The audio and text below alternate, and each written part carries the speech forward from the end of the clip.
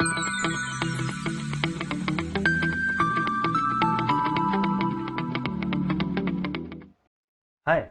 this is Patel. In this lecture, we are going to continue our previous concept of shear stress distribution for the various cross section. So first of all, I'm going to derive a shear stress distribution for a single type of the cross section shape. But we know that in our real life practical applications, the shape of the cross section might be different according to our requirement. So it might be a rectangular, triangular, circular, or I section, T section, H section. So whatever it might be, we need to be ready for the shear stress distribution area. So we need to remember those particular shape in order to solve the example and in order to design a particular beam cross section.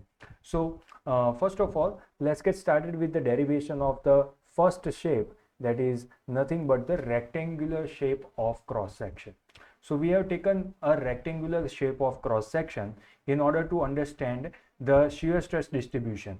So on the left hand side, as you can see over here, the rectangular cross section is represented with all its dimensions, that it has the width of B and its depth is small d. So each and everything is mentioned over here in the diagram, and here this is our shear stress distribution diagram that we can see in this manner.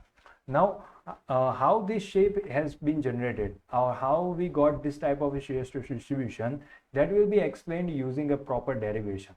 So we are going to understand the derivation for this shape, and we will remember the shape derivation for the rest of the sections directly. We are not going to derive them each and every for each and every shape. You can find all these derivations in the reference book. Reference book name is the RS Khurmi. Also you will find it as in the local publications of Patel publications. So I would suggest you to go with the derivations first.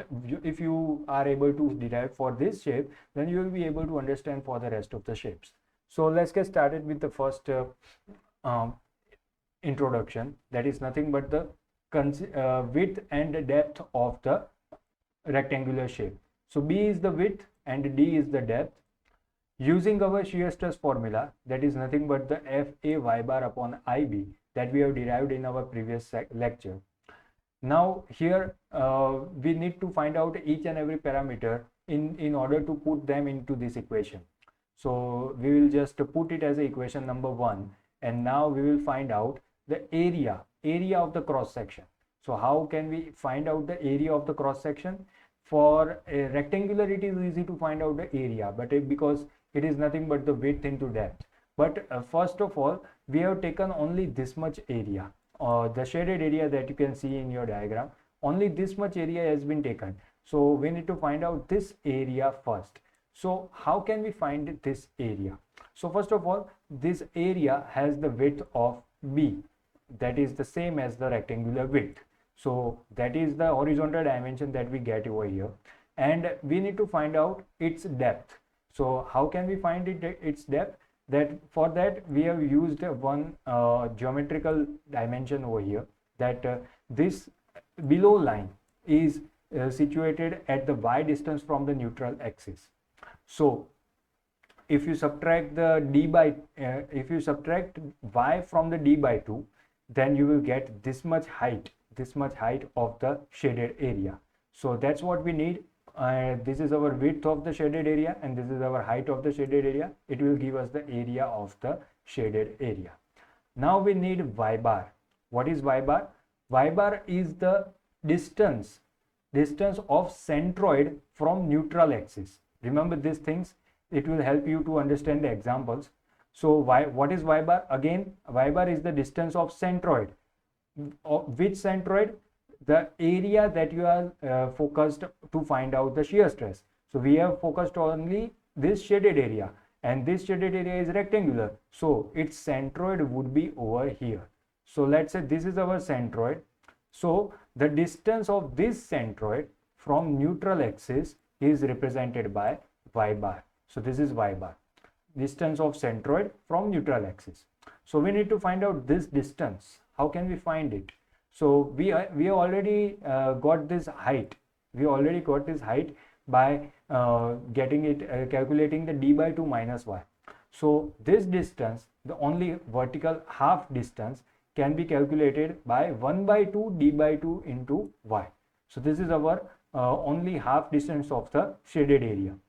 This is only this much distance, but we need to find out total y bar. In order to get that, we need to add y into this vertical distance, okay. So what we are going to do, we are going to add y into it. We will simplify this a little bit more further, and after simplification you can write it in this way: 1 by 2 into y plus d by 2. So this is our y bar that we need to insert in our equation number 1. So this is how we have collected our parameters. Now we are going to insert them into our equation.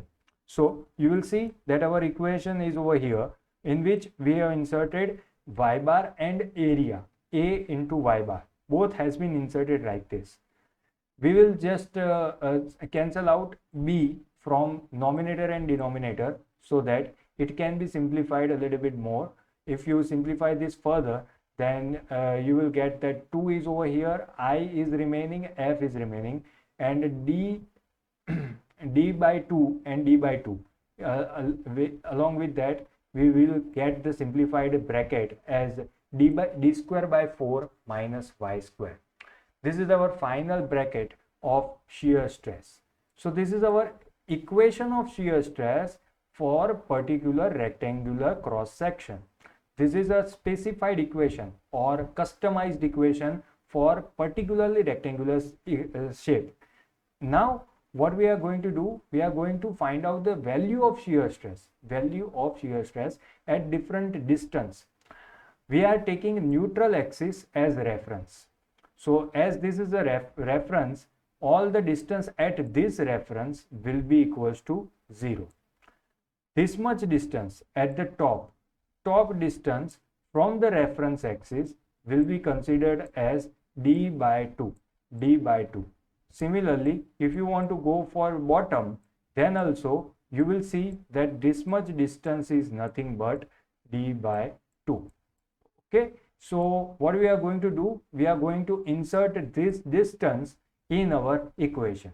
So first we want to calculate the shear stress at the top and bottom. You will see at top and bottom both the distances are the same. So we are going to take distance y as d by 2 for top and bottom. Distance y as d by 2. If you put this value into our equation, then you will get the answer of tau as equals to 0. That's why the shear stress at the top and shear stress at the bottom is 0. Now if you put the distance 0, which means we are talking about the neutral axis. If you put y equals to 0, then you will get the shear stress maximum. What exactly is the value of shear stress that we will get over here by putting the y equals to 0 and I equals to bd cube by 12. What is bd cube by 12? It is the moment of inertia of rectangular cross section. If you put all this value into this equation, you will get the final answer as a 1.5 F upon A. What is F by A? That is nothing but the shear stress average. So maximum shear stress is 1.5 times average shear stress. 1.5 times average shear stress. That's what we have represented in our shear stress distribution diagram in this way. What we have done, we have taken vertical reference line. This is our vertical reference line. So as this is a reference, here all the value of shear stress will be equals to 0. So we know that at the top and at the bottom, the value is equals to 0. But at the neutral axis, you will see that we are getting the maximum shear stress equals to 1.5 times average shear stress. If you want to calculate the shear stress at this distance, you need to just calculate this much distance and put it in our equation instead of the y. Then you will get the answer of shear stress at this particular point. So similarly, if you join all the answers, then you will get the shape of this semicircle like this.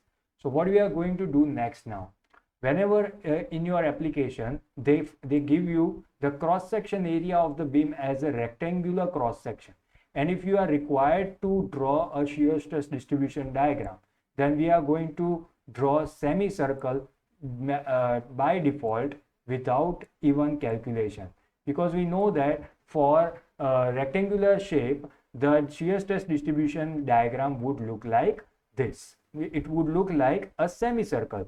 So all we need to find out is the maximum shear stress, and once we get it, we have to just put the values over here and draw a semicircle for as the shear stress distribution diagram.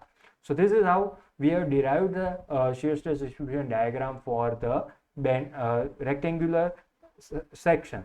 Similarly, if they ask you to calculate the shear stress distribution diagram or show the shear stress distribution diagram for a circular section, then for the circular section we are going to represent it in the similar way. If you derive it using the same concept, then you will get the similar semicircular shape over here. But you need to note down that the maximum shear stress in case of the circular section is different. In the previous rectangular section, it was 1.5, and here it is 1.33 average. So this you need to remember. If it is asked as a triangular section, then also we are getting the similar pattern, we are getting the similar shape. But in the case of triangle, this is our midline, but it is not our neutral axis. Neutral axis is the axis passing from the centroid. So neutral axis passes a little bit lower. This distance is h by 3. This distance is h by 3. This is h by 3. So you will get this distance later on. So maximum shear stress occurs at 1.5 average, and neutral axis shear stress occurs at 1.33 average. So there are two different values that you need to remember. If I section is given, then in the case of I section, you will see that the web area, that means this horizontal rectangular area, is having the higher value of area, and for higher area stress will be lower. So for this much area, you will see that stress distribution diagram goes like this. But as soon as the area reduces from this much horizontal rectangle, we are getting this much width only. The rectangular width is reducing. The width of the rectangle was capital B at the top, and now the width is small b at this particular web. So for this web, width is reduced. So width is reduced, and that is why the area is reduced. So stress is increased. So at this particular point, you will get the increase in the stress. Just above the junction of flange and web, you will get this much stress, and just below the junction, there is an increment in the stress up to this point. Later on, if you go further down, then at the neutral axis, you will get the maximum shear stress over here, and a similar pattern will be carried forward in the bottom. So this is the shape of the shear stress distribution in the case of I section. Now we are going to look at some of the odd sections that also can be asked in your examination. So the T section. So for the T section, you will see that the neutral axis is passing from the centroid like this, where you will get maximum shear stress. But here we are not using any proportion. We are not required to remember that proportion. We will calculate it according to our application and the dimensions of the T section. All you have to do is to remember this shape of the shear stress distribution diagram. This is the shape of the shear stress distribution diagram. So whenever a T section example is asked, we will use this particular shape directly. Similarly, if H section is asked, then for the H section, we are going to remember this diagram directly. This is our diagram. Hollow rectangular, same pattern as the I section, and for the hollow circular pattern, this is our shape of the shear stress distribution diagram.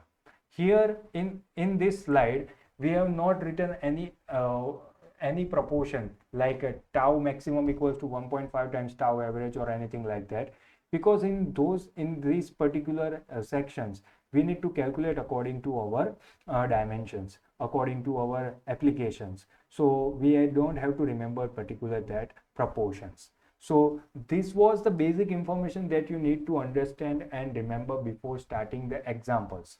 So in the upcoming lecture, we will be starting our examples. Till then, you need to revise all this concept and go through it thoroughly so that you can understand the upcoming lecture concepts. Till then, thank you.